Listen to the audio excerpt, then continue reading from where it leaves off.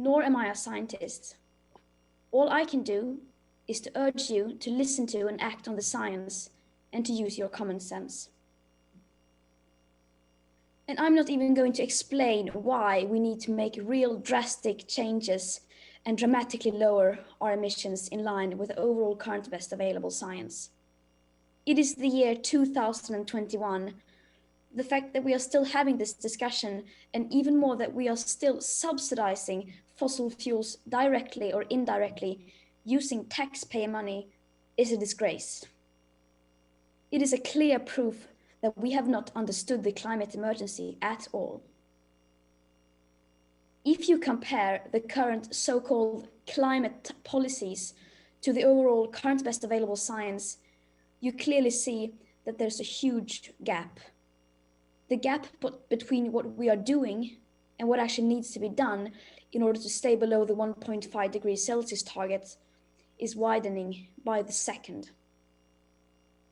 And the simple fact, an uncomfortable fact, is that if we are to live up to our promises and commitments in the Paris Agreement, we have to end fossil fuel subsidies, stop new exploration and extraction, completely divest from fossil fuels, and keep the carbon in the ground. Now, especially the US, taking into account the fact that it is the biggest emitter in history. And just to be clear, that is not my opinion. It is what the science clearly shows. And yet, this is just the very minimum amount of effort that is needed to start the rapid sustainable transition. And it may seem like we are asking for a lot. And you will, of course, say that we are naive.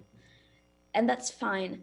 But at least we are not so naive that we believe things will be solved through countries and companies making vague, distant, insufficient targets without any real pressure from the media and the general public.